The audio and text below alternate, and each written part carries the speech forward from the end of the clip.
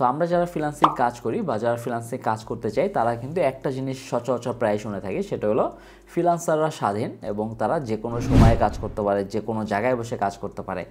এইটা কিন্তু আপেক্ষিক সত্য একটা কথা, এটা কিন্তু পুরোপুরি সত্য কথা না। সো পুরোপুরি সত্য না, কারণটা হলো আমাদের এমন অনেক সময় কাজ করতে হয় যেটা আমরা না চাইলেও কাজ করতে হবে, কাইন্ড অফ আমরা বাধ্য যে আমাদের এই সময়ে কাজ করতে হবে, মানে হবেই। যদি আমি না করি, আমার ইচ্ছা এটা আমি করতে পারবো না, তখন কিন্তু আমার ওই ক্লায়েন্টটা হাতছাড়া হয়ে যাবে বা ওই কাজটা আমার চলে যাবে। যে আপনি বাংলাদেশে বসে যখন আপনি ইউএসএ ক্লায়েন্টের কাজ করবেন বা ক্যানাডিয়ান ক্লায়েন্টের কাজ করবেন বা অস্ট্রেলিয়ার ক্লায়েন্টের কাজ করবেন, তখন কিন্তু একটা টাইমের ডিফারেন্স হয়।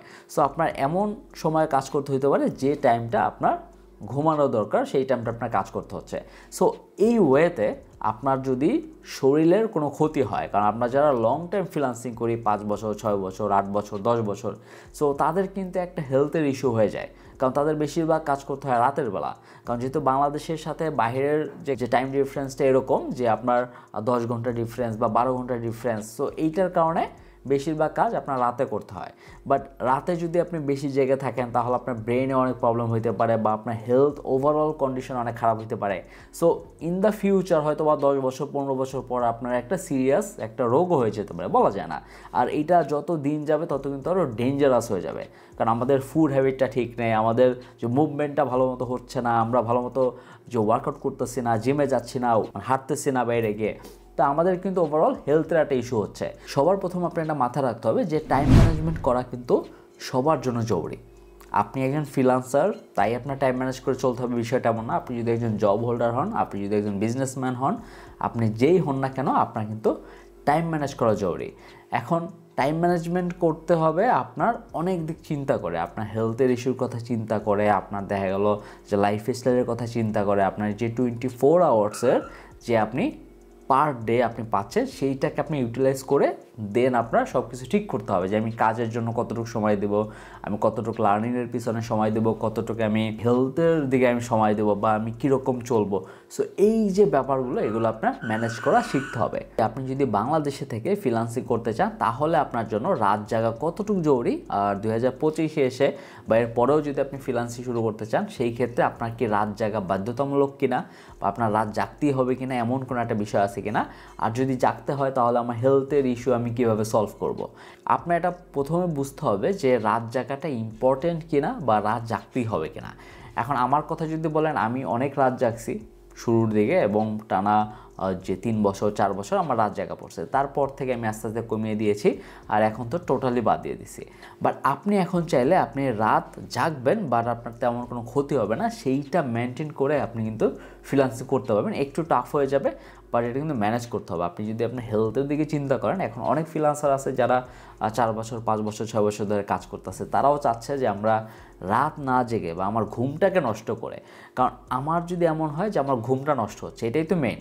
রাত জাগা না জাগা এটার মেইন ইস্যুটা কি, আমার ঘুমটা নষ্ট হচ্ছে, আমি ঘুমাতে পারতেছি না, আমার ঘুমের যে একটা সাইকেল থাকে সেটা নষ্ট হচ্ছে, রাইট? সো এইটা দূর করার জন্য আপনার রাত জাগা না জাগার কথা না, বাট আপনি কখন ঘুমাচ্ছেন এবং কখন উঠতেছেন সেইটার উপরে ডিপেন্ড করে। তো সেই ক্ষেত্রে আপনি যেটা করতে পারেন সেটা একটু ডিফিকাল্ট হতে পারে, শুরুর দিকে একটু আপনার আনইউজুয়াল লাগতে পারে, বাট এটা করলে কিন্তু সবচেয়ে বেস্ট হয় এবং অনেক সময় আমি এটা করে থাকি এবং অনেক ফ্রিল্যান্সার আছে বা অনেকে যারা রাত জেগে কাজ করতে হয় তারা এই সাইকেলটা মেনটেন করে ঘুমানোর। যেমন আপনি যদি চান তাহলে আপনি সন্ধ্যা 6টার ভিতরে আপনার ডিনারের যে পার্টটা বা আপনার রাতের যে খাবারটা সেটা আপনি সেরে ফেলতে পারেন। তারপর আপনি রাত 8টার দিকে যদি আপনি ঘুমিয়ে পড়েন, সো অনেকেই করে এটা 8টা 8:30টার দিকে তারা ঘুমিয়ে পড়ে এবং ঠিক তারা 2টা বা 3টার দিকে বা তার আগেও উঠে ফেলে। এখন 8টার দিকে ঘুমাইলে আপনার কয় ঘন্টা আপনি ঘুমাতে পারতেছেন? 9টা 10টা 11টা 12টা পর্যন্ত যদি ঘুমান তাহলে 4 ঘন্টা হচ্ছে, আপনি যদি 2টা পর্যন্ত ঘুমান তাহলে 6 ঘন্টা হচ্ছে। বাট 8টা থেকে যখন আপনি 2টা পর্যন্ত ঘুমাবেন, যে 6 ঘন্টা আপনি ঘুমাচ্ছেন, এই ঘুমটাই মেইন জরুরি। আপনি যখন রাত 12টার পর 1টার পর 2টা দিয়ে ঘুমাতে যান তখন ওই আপনি যদি 7 ঘন্টাও ঘুমান তাহলেও আপনার ভিতরে একটা দুর্বলতা কাজ করে, কারণ আমাদের ঘুমের সাইকেলটাই এমন যে আপনি যদি সময় মতো না ঘুমান এবং জলদি না ঘুমান তাহলে আপনার পরে যে ঘুমটা সেটা আরও বেশি দরকার হয় বা তখন বেশি ঘুমাইলেও তেমন একটা লাভ হয় না। সো আপনি যদি আর্লি ঘুমাতে যান লাইক 8টা বা 9টা ম্যাক্সিমাম, তাহলে আপনি 9টা থেকে 2টা পর্যন্ত বা 3টা পর্যন্ত আপনি ঘুমাতে পারেন। আর এর পরের যে টাইমটা তখন যদি আপনি উঠে আপনি যদি কাজ করা শুরু করেন, ফ্রেশ হয়ে কাজ করা শুরু করেন 3টার পর থেকে আপনি যদি ভোর 6টা পর্যন্ত শুধুমাত্র কাজ খুঁজেন বা কাজ বিট করেন বা আপনি অনলাইনে থাকেন, তখন সবচেয়ে বেশি চান্স আছে কাজ পাওয়ার। সো এইভাবে কিন্তু আপনি পুরো সাইকেলটা চেঞ্জ করে আপনার একটা হ্যাবিট ক্রিয়েট করতে পারেন। এই জিনিসটা কিন্তু একটু আনইউজুয়াল লাগবে আপনার কাছে শুরুতে, কারণ যে মানুষটা দেখা গেলো যে নর্মালি কোনো কাজ না থাকলেও 12টা 1টা 2টার আগে ঘুমায় না, তো সে কিন্তু সন্ধ্যা 8টা বা 9টার দিকে ঘুমাতে যাবে না এবং রাত 3টে উঠবে না। বাট এই হ্যাবিটটা আপনার বানিয়ে ফেলতে হতে পারে যদি আপনি হেলথের কথা চিন্তা করেন। আর যদি মনে হয় যে না, আমি হেলথের দিকে নজর দেওয়ার দরকার নেই, আমি টানা শুরুর দিকে 1-2 বছর এইভাবে আমি কাজ করে যাই, তারপরে আমি চেঞ্জ করব, এটা আপনার ইচ্ছা। কারণ এটা আপনি করলে আপনাকে মানা করার কিছু নাই, কারণ এটা অনেক মানুষ করতেছে এবং অনেক লক্ষ লক্ষ মানুষ এভাবে কাজ করতেছে।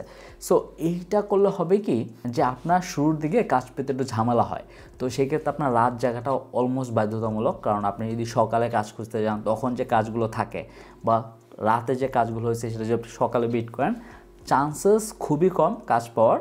বাট আপনি যদি রাতের জেগে থাকেন, সেখানে আপনি ফাইবারের ক্ষেত্রেও নক পেতে পারেন, আপনি আপওয়ার্ককেও যদি বিট করবেন, তখন যে কাজগুলো থাকে সেগুলো ইনস্ট্যান্ট আপনি রিপ্লাই পেতে পারেন।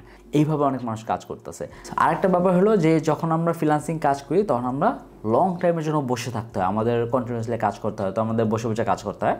সো যেহেতু আমরা বাসায় বসে থাকি, সেহেতু আমরা তেমন একটা মুভ করা হয় না।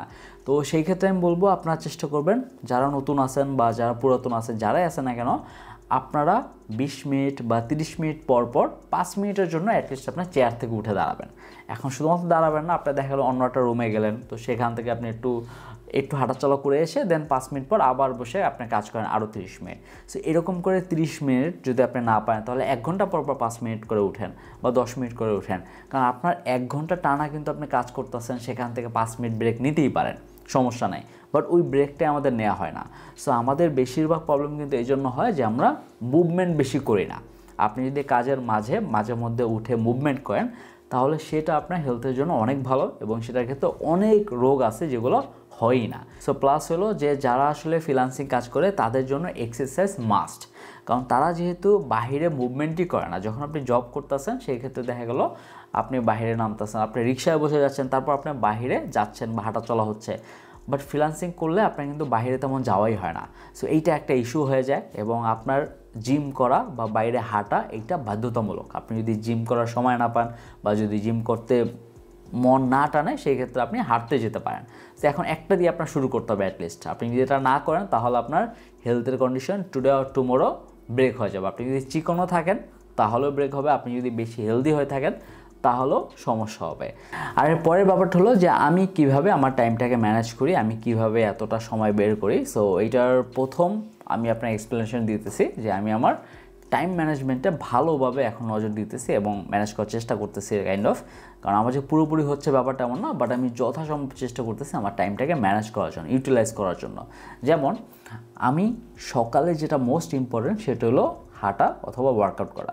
সো দুইটাই আমি করি এবং দুইটা ম্যানেজ করার জন্য আমার ভোরবেলা উঠতে হবে যদি আমি এটা করতে হয়। সো সেটাই আমি করে থাকি। তারপরের যে সকাল থেকে একেবারে আপনার দুপুর পর্যন্ত, সেই টাইমটা আমি কাজের জন্য রাখি, যে আমার তখন কাজ করতে হবে। সো ওই টাইমটা আমি কাজের জন্য রাখি। এখন যেহেতু আমার একটা লং কেরিয়ার আছে এবং সেখানে আমার অনেক ক্লায়েন্ট বেজ আছে, সেহেতু আমার প্রতিনিয়ত কাজ নামানোর জন্য রাত জাগতে হয় না। বাট সামটাইম আমি রাত জাগি এবং তখন আবার ওই যে বললাম যে জলদি ঘুমাইতে হবে, দেন আমার গভীর রাতে উঠে বিট করতে হবে। সো এই জিনিসটা আমি ওইভাবে মেনটেন করি। হয়তো বা আমি ডেলি করতে পারি না, 7 দিনে করতে পারি না, বাট ওইটা আমি ম্যানেজ করে চলি। আরেকটা ব্যাপার হলো যে যেহেতু আপনি আপনার সেলফ ব্র্যান্ডিংয়ের দিকে আস্তে আস্তে নজর দেবেন, আপনি যখন ফ্রিল্যান্সিং করবেন, বা আমার মতে সবারই উচিত সেলফ ব্র্যান্ডিংয়ের দিকে নজর দেওয়া। আপনি যদি জব করেন সেক্ষেত্রেও আপনার একটা ব্র্যান্ড ভ্যালু আছে এবং সেটা আপনার ক্রিয়েট করতে হবে। সো এই ব্যাপারটা আপনি কিন্তু 10 থেকে 15 বছর পরে হলেও এটা রিয়েলাইজ করবেন যে তখন হয়তো বা আমার এটা করা উচিত ছিল। সো আপনি যদি জব হোল্ডার হন, ফ্রিল্যান্সিং করেন বা আপনি বিজনেস করেন, যাই করেন না কেন, আপনার নিজের যে একটা ব্র্যান্ড সেটা আস্তে আস্তে বিল্ড করা উচিত। তো সেটার জন্য আপনার যদি কোনো একটা ওয়েবসাইট বানাইতে হয়, সেটাও আপনার বানানো উচিত এবং সবার একটা ওয়েবসাইট থাকা দরকার। তো এটা যদি থাকে, তাহলে আস্তে আস্তে আপনার যে যত অ্যাচিভমেন্ট আছে বা আপনার যাবতীয় যত স্কিলসেট আছে সেগুলো আপনি সেখানে শেয়ার করতে পারবেন। প্লাস হলো আপনার কন্টিনিউয়াসলি নিত্য নতুন জিনিস শেখা উচিত এবং সেটাকেও আপনার এই যে টাইম ম্যানেজমেন্টের ভিতরে রাখা উচিত। সো মেক শিওর করবেন যে আপনি নতুন কিছু একটা শেখার প্রতি সময় দেবেন বা আপনি যে সেলফ ব্র্যান্ডিংয়ের দিকে সময় দেবেন, আপনার যে হেলথের দিকে নজর দেবেন, তার পাশাপাশি অবশ্যই কাজ করতে হবে। আমাদের কাজ না করলে আমাদের টাকা আসবে না, টাকা না আসলে আমরা মোটিভেট হব না, মোটিভেট না হলে এইভাবে আমি ভিডিও বানাইতে পারবো না। এখন আমি এইভাবে ভিডিও বানাচ্ছি, আমি আপনাদের বলতেছি কারণ আমার এই অ্যাবিলিটিটা আছে। এখন এইটা আপনারও ক্রিয়েট হবে, আপনার সেটা ক্রিয়েট করতে হবে, আপনার সেটা ডে বাই ডে আর্ন করতে হবে, আদারওয়াইজ কিন্তু হবে না।